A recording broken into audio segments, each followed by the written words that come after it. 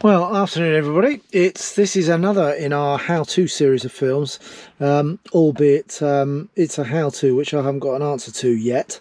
So so join me on this as I investigate a fault code that we've had come up on the dash.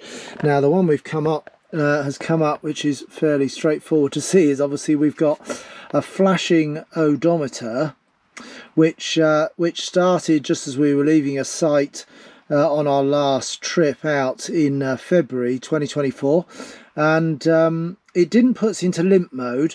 But what's happened, I noticed the odometer was flashing, and then I also noticed that we had the warning light come up as well here, and but we didn't put us into limp mode, as I say, which was a right good result because we were 200 or 300 miles from home.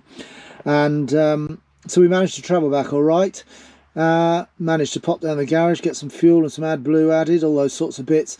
So I'm now going to try and work out what on earth's going on. I've had a look online for a Fiat Ducato fault, searching for a flashing odometer, and it suggested that one way to sort it was to disconnect the negative terminal, or disconnect the battery, but negative is probably easier, of the battery itself, engine battery.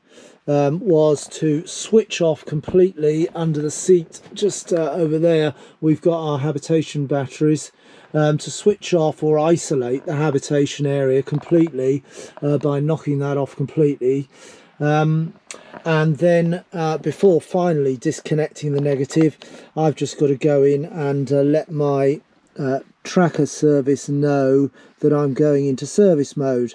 So if as soon as I take the negative terminal off, it would obviously interrupt the tracker signal and therefore would generate an alarm both to my phone in the way of text message, and or if I didn't respond to that very quickly, they would then actually physically ring me, which is good. So what you do is you just let them know that you're going into service mode for I'll put it down for 3 hours, because we've got a bit of digging around to do, an investigation. I submit that off to my tracker company, and that gets it into service mode. So so with the tracker and or alarm sorted, we need to therefore head off under the carpet to pop open the battery hatch. It's got some quarter turns on it, screws, and then a little toggle just there. Is to disconnect the battery and then reconnect it, leaving the habitation area isolated, because the forum suggested that it might resolve it by doing that. So anyway, I'm going to give that a try. And then if that fails, my next stop will be to toddle up the road to my local Rumbleways garage, who are fab. They look after this Fiat Ducato based motorhome for me, and service it. So I'm going to go and see if they can plug in their OBD reader to see if we can then deal with the fault codes that way.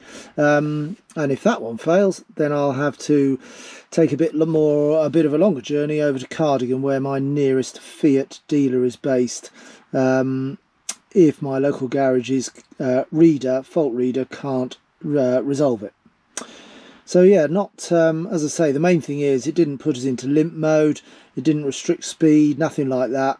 But it just, from what I've read, it's something to do with the ECU sort of losing its memory, and a bit like me, I guess, and losing its memory and not being able to quite configure right, and hence the odometer flashes and you get that warning light. So next phase. So I've switched off at the switched the hab area off, the mains fuse off. I've also disconnected the solar, just so that there's no power coming through to the hab area at all. And now I've just got to get underneath, get the battery, the negative disconnected, or whatever's easier. I suspect the negative is probably easier to take off. If you've not taken one of these off before, then they lift up fairly easy at the front once you've quarter turned these, and then there's like some lugs that slide down and in, so you have to sort of lift up this front end and then slide it backwards to allow those lugs to release, which let me just show you those just there. You see, got these two here, so you've got to pull the whole floor panel backwards to allow those to release then, whereas over this side they haven't got those lugs. The battery down here, so the negative looks a lot easier to get to because there's obviously lots of congestion around there. So there's a little screw down there just holding it onto the battery post, probably a 10mm. That'll pop that off and then completely disconnect the that'll completely disconnect the vehicle battery, and obviously that's when, if I hadn't put the alarm or the tracker and the tracker into service mode, that's when I'd have got a stack of text messages and or phone calls to say somebody's fiddling with the van. So don't forget to do it.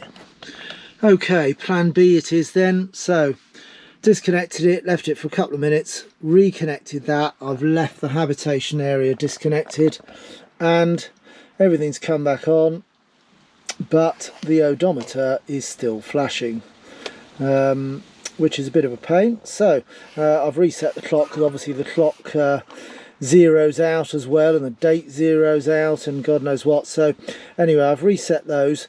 And incidentally, if you need to know how to reset your clock or other things on the dash there, check out the channel for one of our other how-to films which shows you that process. But anyway, so it's plan B now, so everything's back together. So it's now up to my local garage, which is only about a mile away, and see if they can plug in their reader and deal with that code. As I say, it was only a suggestion on one of the Fiat Ducato forums that some people said that it did resolve it for them, but obviously it's something a bit deeper. So off to the garage for a bit of gadgetry, which I haven't got.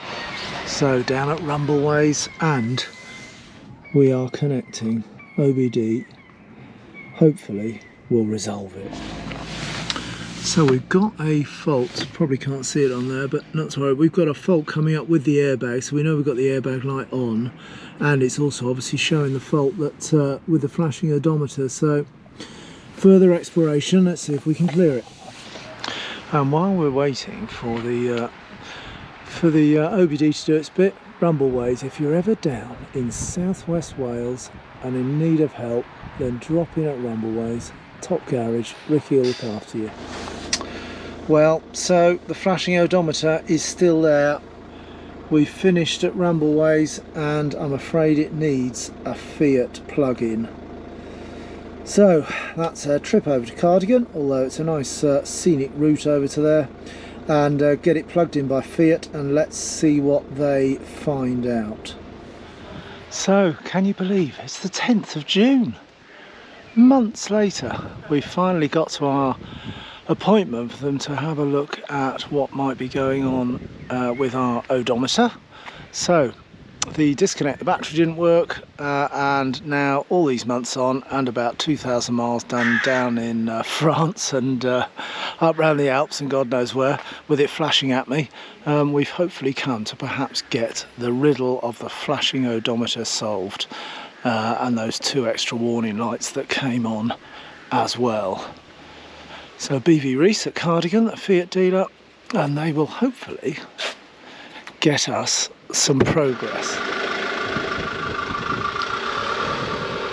So in she goes, ready to be plugged in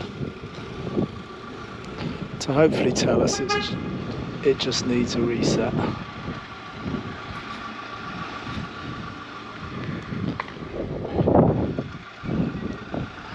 Squeezed in.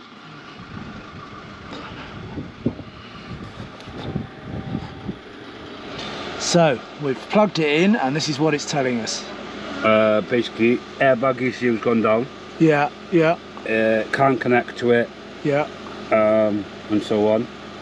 And if you go into the main screen, the ORC was the occupant restraint system. Yeah, oh yes. Airbag is red. The ECU's gone down. Right, it can't communicate with it, which is the reason for the Yeah. for the others being an orange because it can't see it. So next question is, what could have caused that then? Fuse, is it, or? No. No? How often do you use it? The what? This. This? Oh, at least every month. Have you put a booster pack on it or jump pack? Have you tried to jump start something else? No. Because it's a power surge that kills them. Yes. So right, the one thing I might have to confess to then, is on one of your forums, Fiat forums, it said that sometimes if you turn the ignition on while you're still hooked up to the mains, it's a power surge through the system. for a hookup for the van, it sometimes confuses it. Yeah, it works back through the split charge system. Yeah. And it knocks out the airbag you see. Right, so I'll have to confess that. I didn't actually turn the engine on, I just turned the ignition on and it's made the system live. Exactly, it made the system live. So, there we go guys, it was probably my fault. In fact, it definitely was my fault because I switched the ignition on before I had unplugged the EHU cable in readiness to obviously depart from site, and probably to open the windows or something like that. We had the ignition on, and so it was that mixture of being hooked up and the ignition going on. And I actually read on one of those forums there was that solution where we tried to obviously disconnect the battery and everything and get its memory back, but on one of the forums it did say that if you try to start the vehicle with it still on hookup, you get that bit of a power surge. So that's probably exactly what's done it, and I need to take myself outside and give myself a good beating for having incurred that warning light, albeit of course it didn't stop me travelling around the Alps and doing the last 2,000 or 3,000 miles in the last few months, but I did cause it. The question is it going to cost me?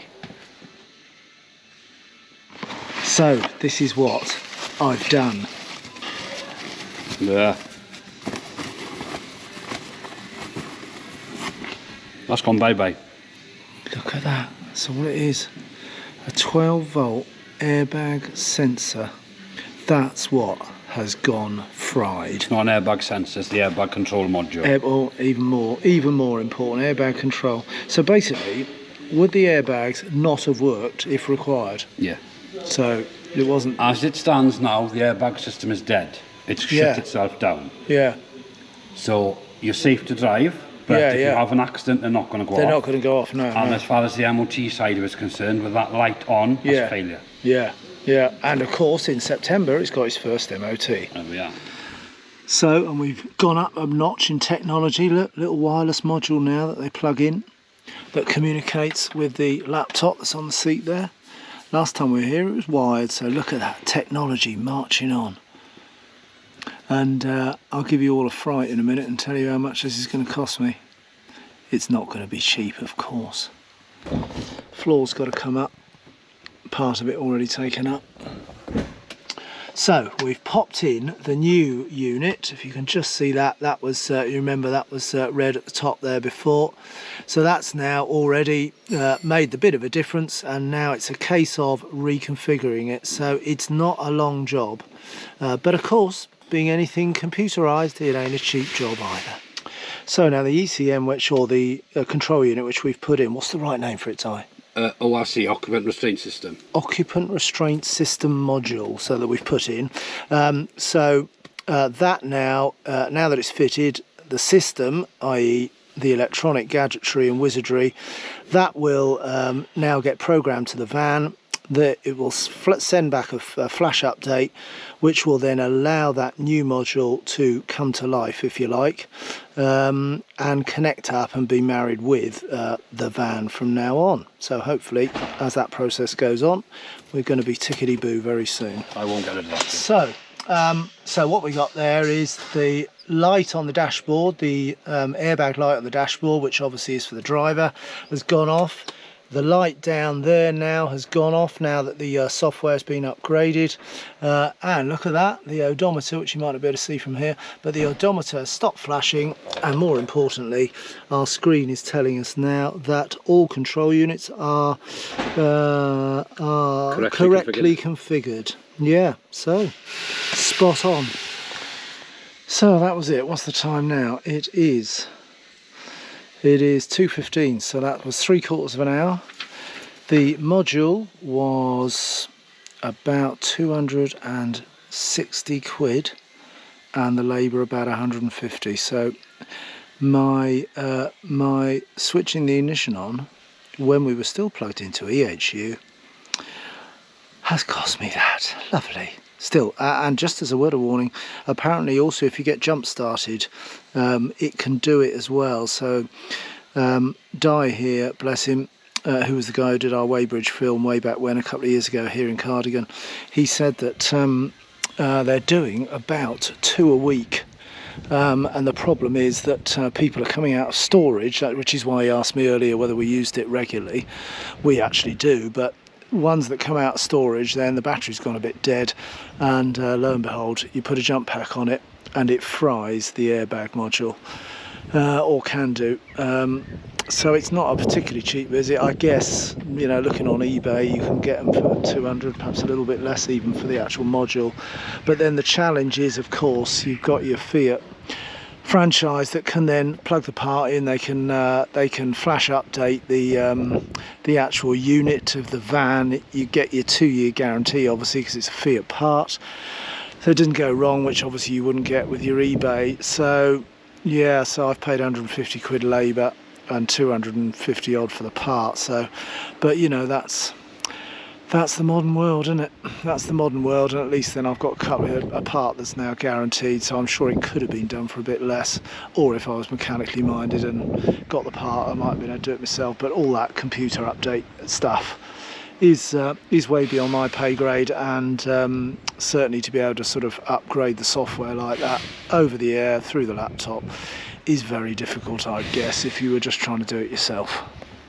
But anyway, that is the final tally. So 492 quid later with the VAT and all the other bits. I'll remember that one.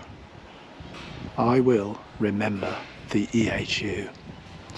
Do not turn on the ignition.